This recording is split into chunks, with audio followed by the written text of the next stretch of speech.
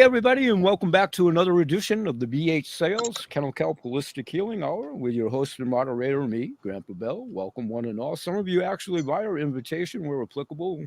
My two church mice, Peter and Paul, forever and ever. Been doing a couple of audio versions now, 6 years in running at this platform, where it eventually mitigates and migrates out to pretty much all the platforms where you would hear any audio version of a show. We're blessed in that regard. That's due to you guys and gals interacting at the questions of our polls at the shows. It does help us for fodder in questioning in-studio guests, much like returning guests here in just a moment, Tim Doyle from China. We will be talking about trap stalls. Those of you that may have heard the Prelude show, probably at my YouTube offering, and that is Bill Holt at Bill Holt 8792. Definitely, please do like us, share us, give us a thumbs up. And where you're comfortable in doing so, please subscribe. We are growing one star seed at a time, and we are growing exponentially. Again, to you guys and gals, help for interacting in these shows. So without further ado, welcome back, Tim Doyle, from way over a couple of big ponds over in China.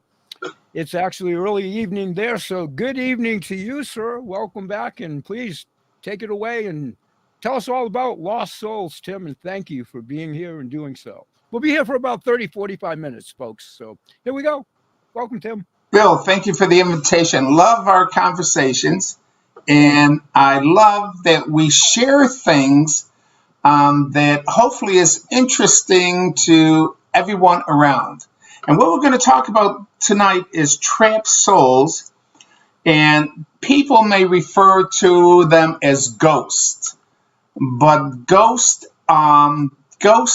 seems like it would be other than natural, and trapped souls are natural.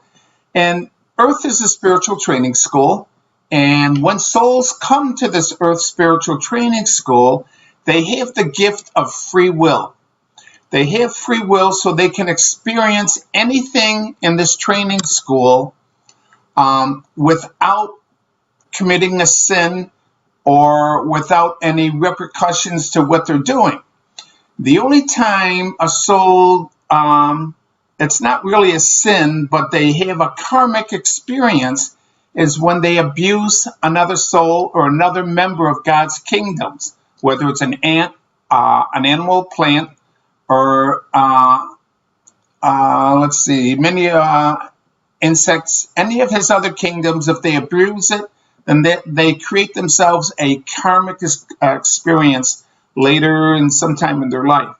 So at the time of death, what causes a trapped soul is at the time of death, when a soul gets 3 days to reconcile their time on Earth to overview the funeral and to say goodbye, and their loved ones come to them from the spirit realm, and to assist the soul in the transition from the physical to the spiritual.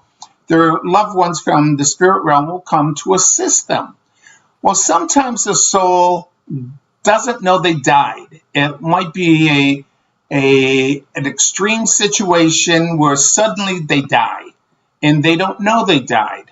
Or a soul can be, at the time of death, love someone so much that they feel that if they leave, they hate to leave their loved ones, so they don't want to go. So when the time comes up and the window closes, where they do not make their transition within the 3-day period, they're called trapped. They can't go. There's no opening for them on Earth. And we'll talk about how it is opened. So what happens is the soul then, they're trapped, and then they hang around the person they love, they want to be with. But what happens is when they connect with that person, they connect to someone to their emotional nature. So let's say we'll make up a person's name. Let's say Tony dies, and Tony's an alcoholic, or he loves drinking, he loves pornography, he loves eating a lot. And so when he dies, he'll migrate to connect with someone or attach to someone that might have a drinking problem or an eating problem or some other emotional situation in his life, because then he can live um, attached to that person and feel the energy when they drink and how they act and when they eat and so forth. They get a sense of that feeling. So that will continue until the soul comes to the realization he'll go from person to person, trying to fulfill his emotional natures. But yet again, too, Bill, they know that they can see auras, auras, auras. And so they'll go to someone that has a bright aura, thinking that this person will assist them to transition to the other side.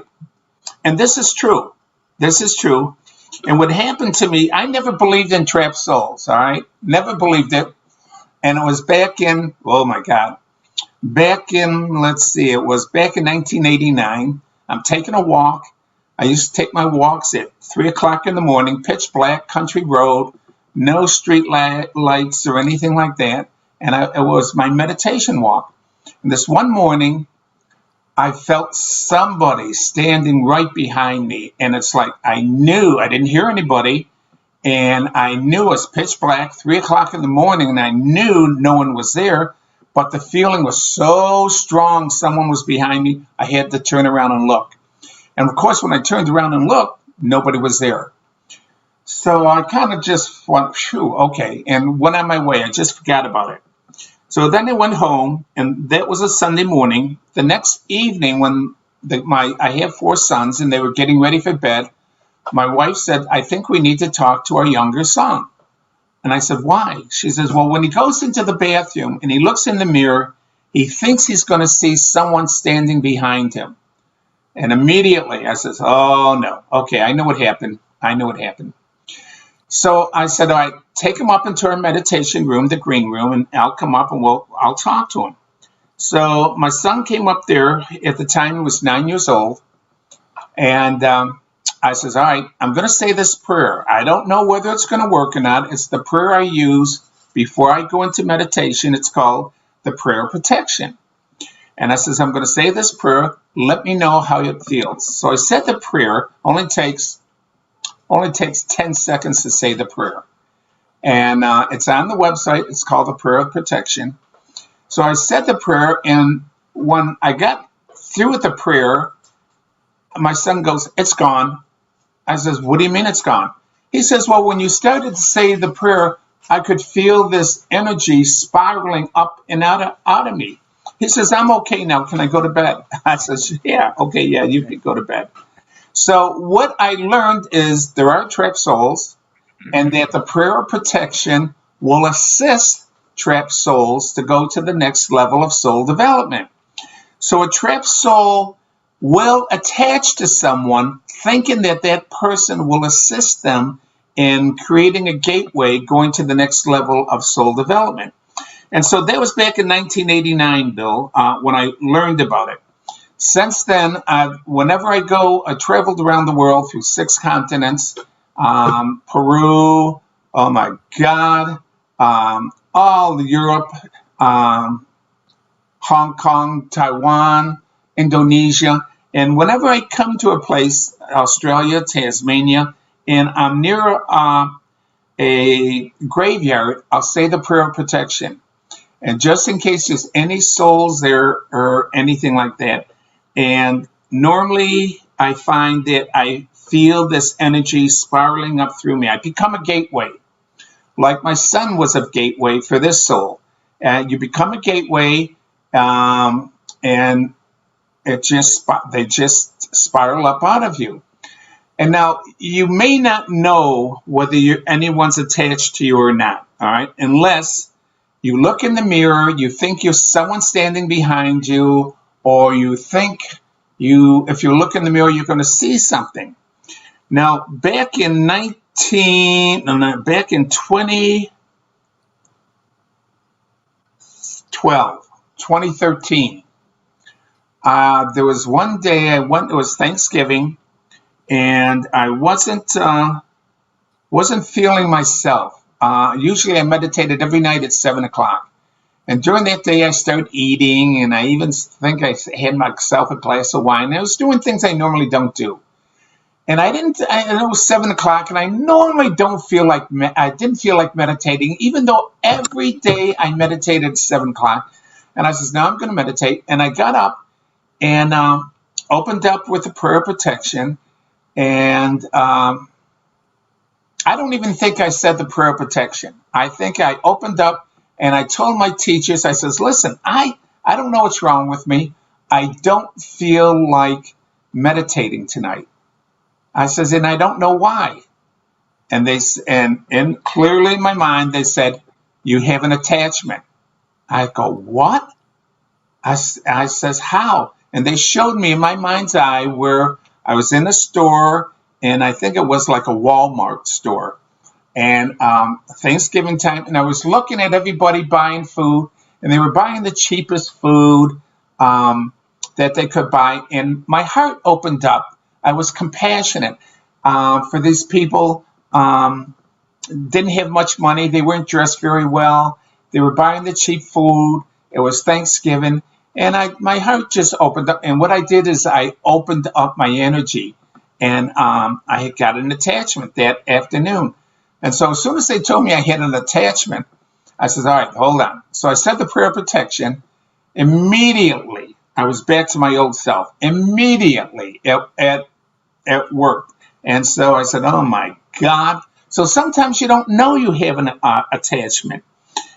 Just you don't know. So I'm in the practice now where I do classes here in China, and I have a lot of kids and their parents coming in here, and trapped souls know of my work. And so I have to do a clearing on my house, in my home, every night before I go to bed to make sure that there's no residue. Now, even sometimes the golden ones will get me up in the middle of the night if someone died in the neighborhood, and they'll get me up to do the prayer protection, the altar behind me.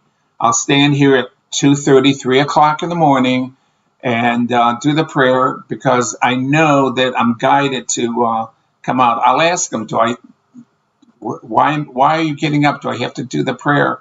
And I'll hear, yes. That's all I hear. And then I come out and I do the prayer, and I can feel the energy going through. And sometimes they play with me. There was one time I came here and I said the prayer and nothing happened. I didn't feel the energy coming through me. And I heard, do it again. And I says, well, why would I do it again? I says, okay, I'll do it again. And I did it again, and then I felt the energy moving through me. So I don't know if they were testing me. Spirit always tests you to see where your faith is and so forth. So even though I didn't feel anything the first time, and I rely on what I hear, and they said, do it again, and I did it again, and then I felt the clearance. So I kind of chuckled to myself that always trust what I hear, and so forth. So that is trapped souls and the prayer protection. Very quick. These. You want to do the prayer, Tim? You want to do the prayer? We could do the prayer. We can do the prayer. Okay. Let's do the prayer. Let's do the prayer. So, Father, Mother God, surround my home in a circle of light and an armor of love, in which nothing can remain and through which nothing can penetrate, unlike divine love itself. I call upon my loved ones, the golden ones, to remove all energies and entities, unlike divine love, whether it's malicious, deterrent, innocent, or ignorant. To remove these energies and entities, take them to thy Father for light and liberation. The Mother, Father God, frees these souls, frees these energies and entities, and I am accepts no reversal, individually or collectively, for the treatment of these energies and entities. We thank you in the name of the living God, consciousness, Satnam. Now, Bill, it's very important how in this Earth Spiritual Training School, and this is very, very important, that we're all gods. We're all gods and goddesses. And there's no one God that is ruling over us. Our solar system is part of the Milky Way galaxy, one galaxy. There are over 400 billion galaxies in the universe. Our Milky Way galaxy is just one galaxy. And in the Milky Way galaxy, there are over 400 billion stars. And each star has planets. So there's entities, aliens, entities, brothers and sisters in all these other planets and galaxies throughout the universe. So how we become gods is because we're conditioned to behave a certain way. And it's called the universal law of cause and effect. What you do to another will be done unto you. So if I steal from you, someone will steal from me. If I kill you, someone will kill me. And it goes on. And when a soul initially comes here, they're ignorant of these universal laws. And so little by little, through many carnations and experiencing life through many different cultures and genders and religious teachings and practices, the soul learns about the universal law of cause and effect. Not that he knows about the law, but he knows that, when I do something to someone else, they do it to me. I don't like how it feels, so I'm not going to do that to anybody else because I know how it feels to have someone steal from me, so I'm not going to steal from anyone else. And so the soul eventually learns, and I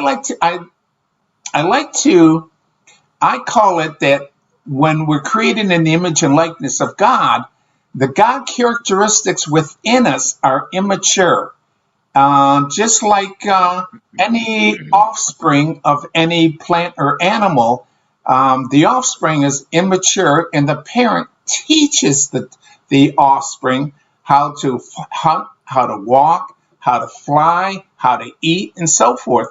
And so we learn our God, our parent, or this disciplining energy is the universal law of cause and effect that conditions us to modify our behavior. And when we take these immature God characteristics and we discipline them and master them, they turn into God feelings. And eventually what happens is we evolve like Jesus evolved. Jesus wasn't the only Son of God. Jesus was the example that we can do what he did. And what he did is he disciplined and mastered all his God characteristics, where he vibrated into a higher frequency, and he no longer was restricted to the third dimension frequency because his body vibrated at a higher frequency. And that's what we do. When we modify our behaviors and we start acting out of love and compassion and nurturing and accepting others as they are, we ourselves start vibrating at a higher frequency. Now, when we're happy and we vibrate at a higher frequency, then the universal law of creation recognizes our energy, and it rewards us by supporting us, by allowing our desires and dreams to come into manifestations. So it encourages us to be happy and to be loving and to be compassionate towards others and so forth. And then we find out that when we're happy and our dreams and desires are manifesting, it makes us continue to be happy and so forth. So, golly, there was another point they wanted to put in there, and I talked over it. Let me see. Okay, must not be important. So that's what happens. That why the universal laws conditioned us to modify our behaviors and then rewards us. Rewards us when we are happy and we're vibrating at a higher frequency. Now, in this universal training school, Archangel Lucifer, it is his role and responsibility to make sure we vibrate at a higher frequency. And what he does is he will use temptation to tempt us, to make sure that we have mastered something. So let's say we have a weakness for drinking. So, and we're trying to stop drinking, or we're attempting to master and control that emotional aspect of our being. People will be giving us wine or offering us a beer and so forth, which is part of Lucifer's responsibilities to see just how much we have mastered or disciplined that aspect of our God characteristics. So that's Lucifer's role. So there's people on this earth that have sold their soul and they are working for Lucifer. Now, they don't know Lucifer works for God. They think, see, Lucifer's in charge of the planet. This is his domain. And it's his responsibility to make sure that when we ascend, we have passed all the temptations, we've mastered and disciplined all those God characteristics, and we earn the right to ascend to the next level of soul development. But the people who believe they're helping Lucifer, they create fear on this planet because they know that fear will lower the vibration of a soul, because the conscious mind only holds one thought at a time. So if a soul is thinking about fear, it can't be thinking about helping another or love. It won't be vibrating at a higher frequency to allow their dreams and desires to manifest. So the people who believe they're working for Lucifer and helping Lucifer intentionally create fears on the planet, wars, shortage of food, high interest rates, losing your job, whatever it is, to create fear in the consciousness, because your conscious mind can only hold one thought at a time. So if you're thinking about anything, any fear, you're not going to vibrate at that higher frequency to allow your dreams and desires to come in to be manifested. So we tell everyone, change your thoughts, you change your reality. When I was 12 years old, I was in bed, and I was trying to go to sleep 9:30 at night, and I thought there was a boogeyman under my bed or someone in the closet, and I couldn't go to sleep. I mean, I was thinking about afraid of something. And I heard in my mind, Bill, change your thoughts, think of something fun, and you'll change. And I said, oh, that's a good idea. Now, at the time, I was 12 years old. I don't know where it came from. Of course, now looking back, it was my teachers teaching me. So I started thinking about an amusement park and being on the Ferris wheel and how it felt. I was asleep in 5 minutes, okay? So we tell you, don't, if you can't control it, if you can't control the war in Ukraine, if you can't feed the hunger, if you can't do whatever it is that bothers you or that's out of your control, corrupt politicians, corrupt banking officials, and so forth, if you have no control over that, change your thoughts. Think about something you have control about. Think about your responsibilities to your loved ones. Think about the responsibilities to your neighbors or your coworkers, or think about what it is you want to create in your life. What are your dreams? How do you make your dreams become a reality, and so forth? So, change your thoughts, you change your realities. All right. I think I covered everything, Bill.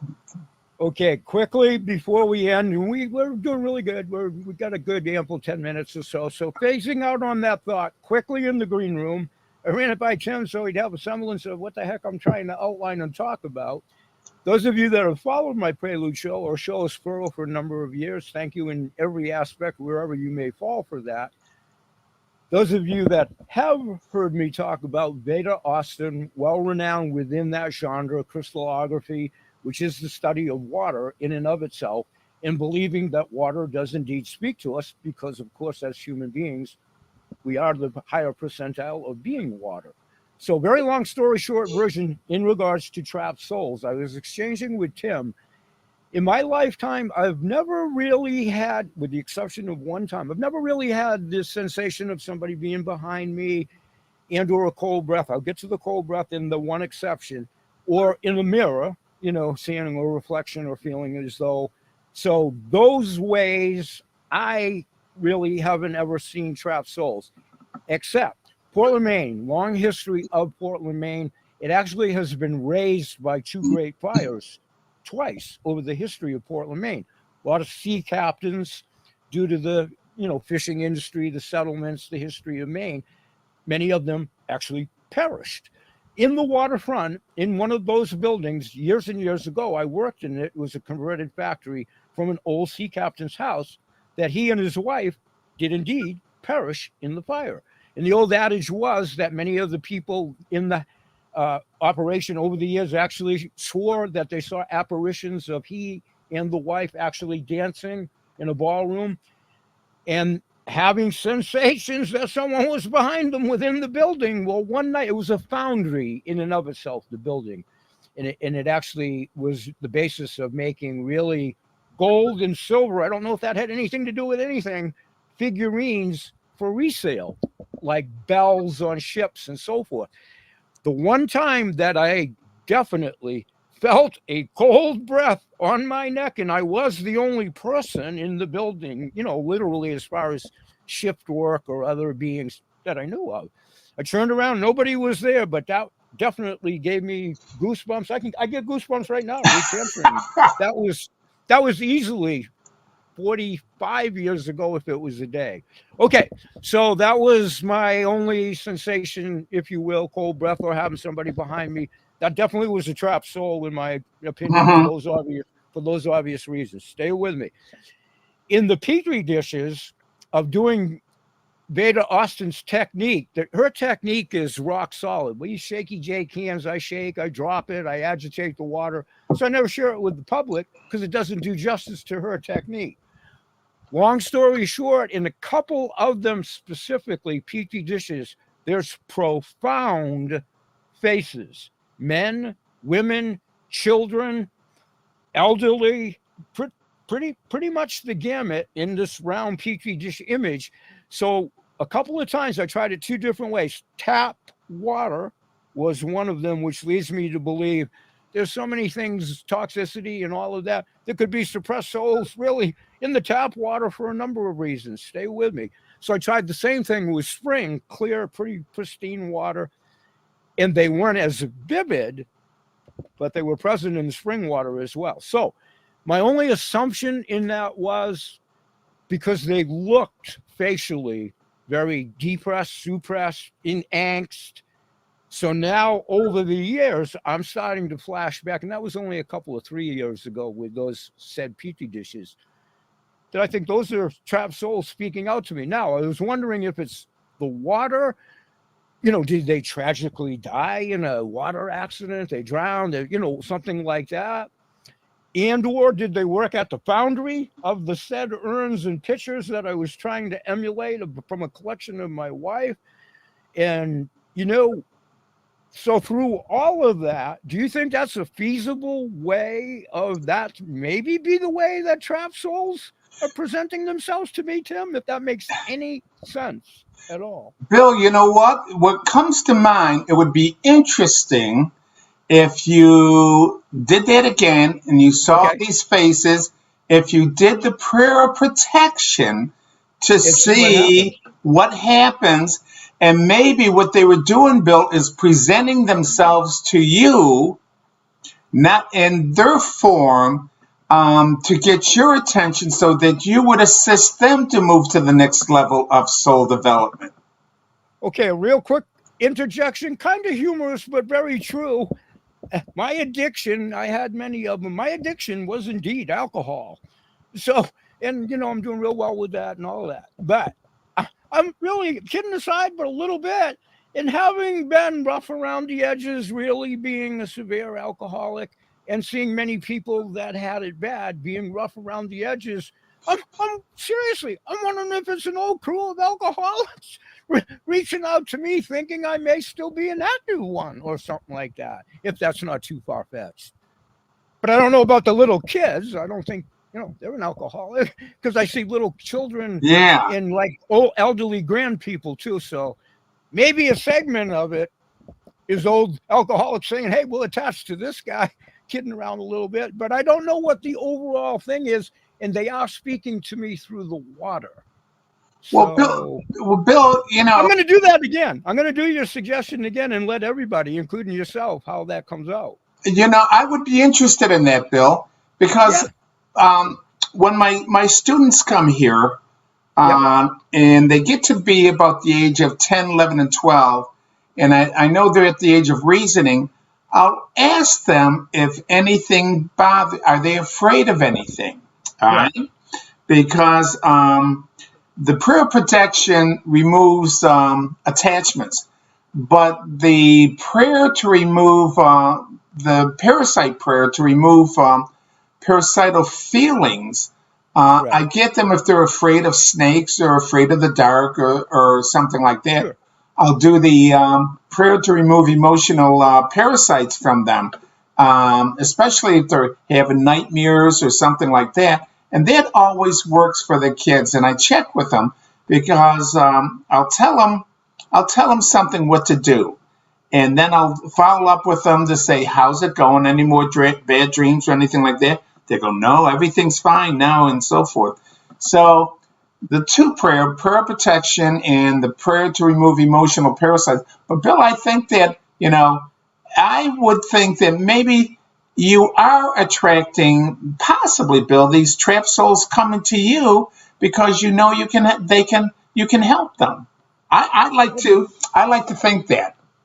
I do too, and I'm really, how everybody that doesn't know me knows I kid around a little bit and all that. Sometimes legitimately, sometimes bizarrely, but there's always a point to the humor because, real quickly, I can also look out my back door, and when I close my eyes, there's a converted farm, which is a shame. Talking about strip malls and all of that. It's not going to be a strip mall. They're putting in more housing. I hate to see the old farmhouse go, but that's a personal thing. But when I close my eyes and look out in the field, I can see not necessarily the same conglomerate of the same said individuals, but another conglomerate of individuals all coagulated and gathered out in the field in my vision of.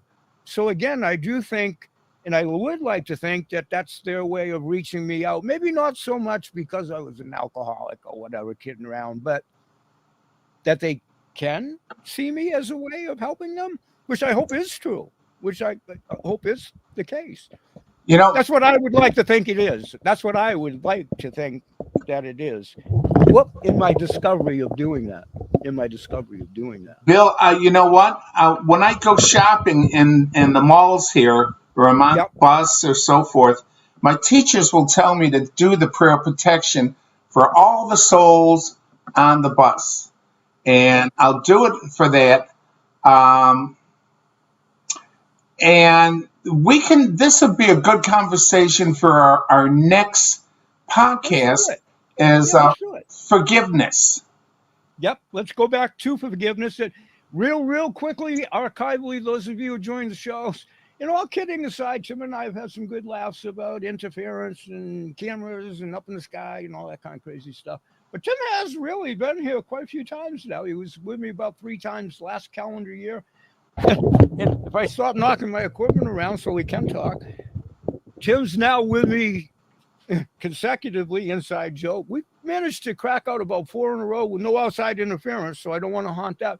But we've talked about Lucifer. We've talked about conscious, subconscious mind. We've talked about the prayer of protection. I've talked about the Ascension program that I've done twice since being a member of the program since February. So I haven't done every lunar cycle with the Ascension program, but I have indeed done it 2 times over. And I go to it quite often, whether it's between the full moon or not, because I love the music. Yeah. check. Oh, I love the music, and it's so apropos.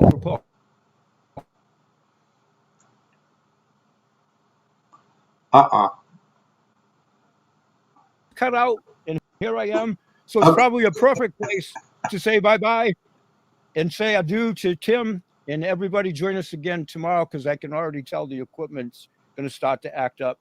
Peace, everybody. Tim, thank you so much. And we will talk about this the next time. Thanks, everybody. Have a great day. Peace to everyone.